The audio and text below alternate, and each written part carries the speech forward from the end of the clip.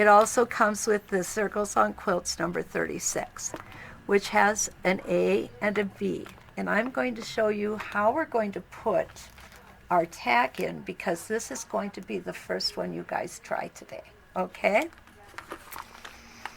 I'll just put the tack in. I put the tack in from the right side, which doesn't make any sense, does it? Because I need the template to sit on it. But there is a reason for it. I put my hand underneath my block, and then I put my tack in.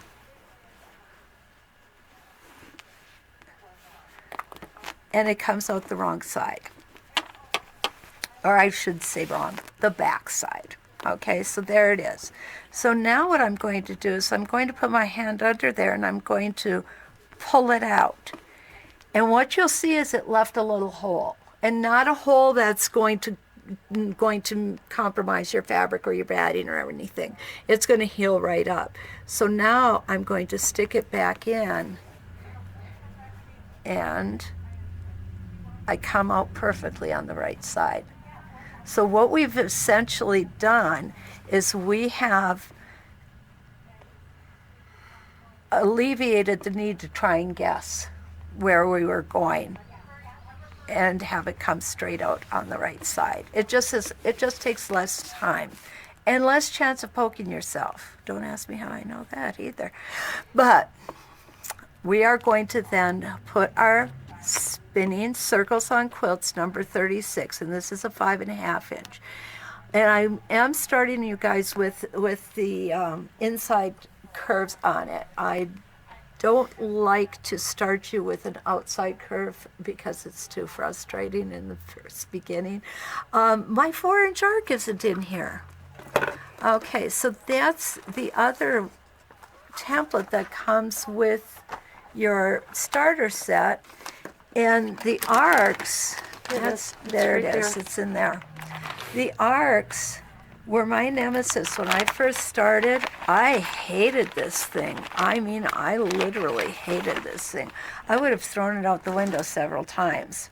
However, once you learn how to use it, now when I'm designing, I always have an arc in my designs somewhere because I enjoy them so much. And I'll show you how we can use this. So, stitching. I line my template up. We have a line here and a line here. And what I'm going to do is I'm going to line those lines up with the lines I drew in. So, down through there, I've got this line up here and this line down here. You might see it on mine. I have an extra line right here. That's because I pulled the template out before pulling my needle all the way up. And on some templates, the spiral specifically, I wanted more lines on there. So I just used a jackknife and a ruler and was able to actually etch in those lines that I wanted because I didn't want them going away. So that's just a handy little tip there. Okay, we're going to start. Once we have ourselves lined up, I'm going to go ahead, lower my needle, raise it up again, and pull my bobbin thread up. I prefer to keep my thread under the template. It tends to not get in the way quite so much. Okay, and then we're going to go down. Again, don't put your needle down unless your foot is down. Do you guys want to come behind me? Because this is the direction you're going to be stitching, and it might be easier to see. Okay. I don't turn my light on because when we're filming, it bounces off of the templates, and it's really hard to see. How many of you stitch or sew in stocking feet or bare feet? I do. Yeah. It's so much easier to feel that. First stitch. I always take my first stitch in place. The reason being is I am famous for creating toe catchers. And what toe catchers are is they're stitches that are about that long when you first start out. Starting this is very much like driving a car. You're going to start a little slower, then you're going to work your speed up to where it's comfortable for you. So my first stitch in place, and off we're going to go. When I get to the top, you're going to notice that the template is quite rounded. However, the design is very pointy. So we want to take one extra stitch up on top here and get that point nice and sharp. The reason that the template is rounded off is just so that it can house this foot. Okay, I've got my first few stitches in, so I could take my threads and get them out of the way. Normally I would stop and tie these and bury the thread. I'll show you later today how to do that. So now I've made my extra stitch. You don't want to make too many or you'll end up with a little thread ball there. I'm going to come down until I hit the B. Okay, I lucked out and my needle went right down, which is where I wanted it to.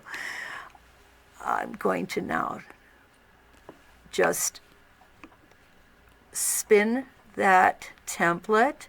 And what's really nice is you can see if you're on the right space, because the previous line of stitching, this is the one we just stitched in, is going to line up under that line that's etched in there so that you can see it.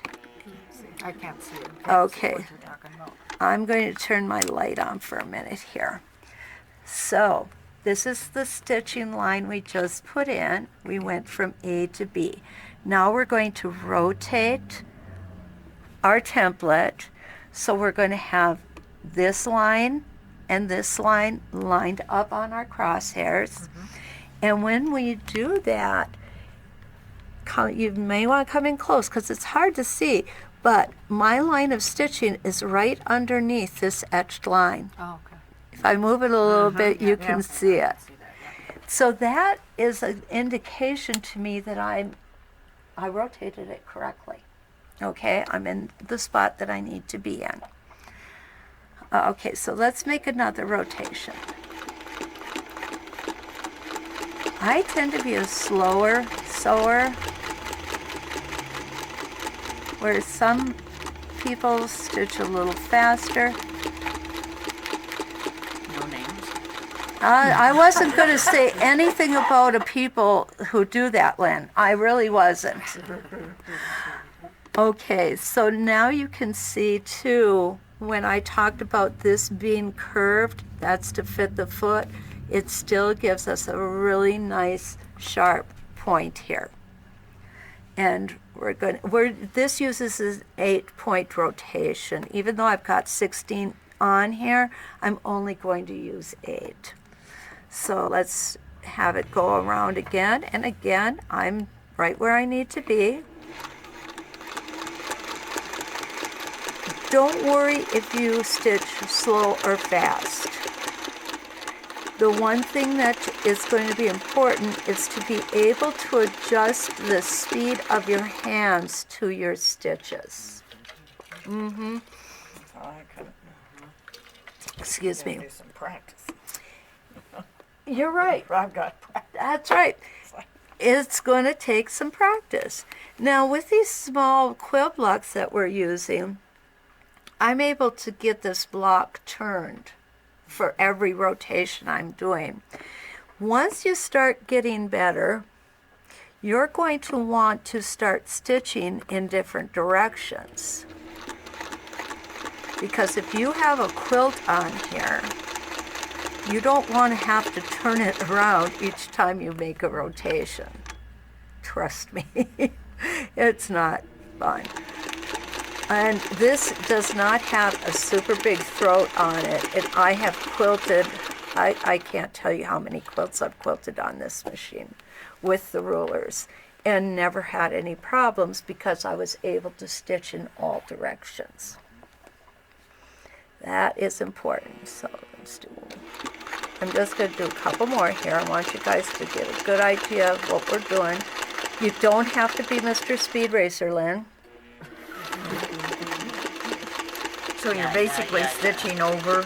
I'm hugging the edge of this template From A to B. from A to B. I am not pushing on it. That was what I find most beginners, including myself, tend to push on that. And you don't want to, because if you push on it, you're going to have a really cattywampus, that's a technical term, cattywampus looking design. Okay? And your shoulders will kill you. That's the other thing. Please, please don't try to put your shoulders in your ears. I've had a student do that, and getting them out of their ear was so difficult. Okay? So what I'm doing now is I'm turning my template, but not my block.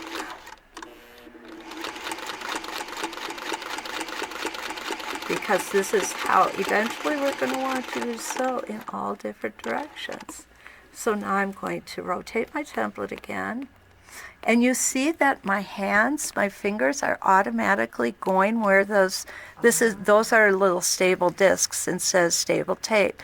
What really is moving our fabric is the heels of our hands.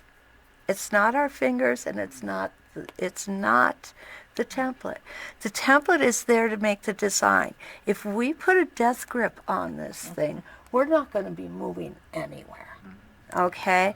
So we just want to hold it steady on top of the fabric, and we're going to, like I said, move the fabric with the palms and the heels of our hands. Now, a lot of girls like to use gloves, and there's nothing wrong with that. You get a good glove that holds onto that fabric, it's not going to hurt anything. I've got one more rotation here. These gloves too, I must tell you about these. Oh, wow. Feel them. These are weird looking. They look like receiver gloves. They are receiver gloves. Football gloves. Football gloves. Football. Okay. So where'd you get them? Walmart. How much were they? 14? Oh, I don't know. You didn't tell me that. You I just think told they me were Walmart. Heaven's sakes. I think they were $14. And they're gonna last forever? Yeah, Regular latex gloves too for, Yeah. look good too. yeah. Be careful wearing latex too much, though. Yeah, You I know. develop allergy. Yeah, this. Well, they I'm don't do latex anymore anyway. No, they don't. I'm a retired healthcare worker. Yeah, me too. Yeah. Okay, so here is my last rotation, and provided I did everything exactly right, and put my needle down. When I come to B, my needle should end up right here. And it's going to close that loop up. And off we go.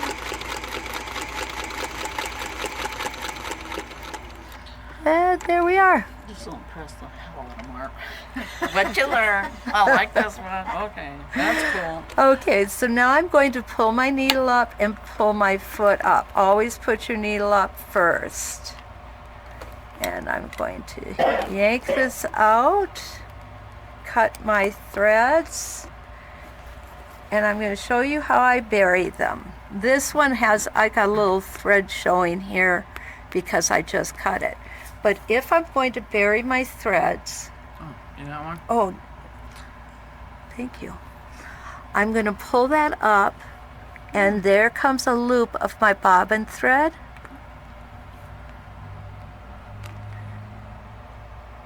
Well, come on, you coward. It doesn't want to come up. Sometimes it works better on the back. I know, that's what I was Not that I just ever had thinking. that I'm problem. gonna, yeah, I have had that problem, and I have switched over, and it does work better back here. There we go. There you go, yeah. There's the top thread. Okay. Usually, if I have two, I'll do the beginning on the front and the ending on the back. Thank you, dear. And we use what's called a cheater needle. Those are very hard to find. No, When they're I not. was looking for them a couple of years ago. Well, I probably did buy them here because Yeah, I couldn't yeah. find them anywhere else. Yeah, I do keep these in stock. So what the cheater needle is also called a self-threading needle. And when I make my hand, I make an overhand knot, and I put my needle in the loop, and then I pull the loop closed. What you want is about 1/4 of an inch off of the top of the fabric. You don't want it to sit right on the fabric, because if you do, you won't be able to bury it, and it's always going to sit there. So I'm just going to get this moved away here. I'm going to insert my cheater needle or my self-threading needle. And believe it or not, this really is the only thing I use it for. And then I'm going to put my hand on the back of where I'm inserting this, because I don't want to come through the front. The only thing you want to catch is the batting. And then I just rock it a little bit. So there's my knot. And now it's buried. Yeah. And if we look at this, if you look at this, now the back is as clean as the front by burying those threads. You know, if you didn't sit here and watch me do this, you would not be able to tell where I started and where I stopped. And to me, that's just one of the magical things about rulers that I like so much.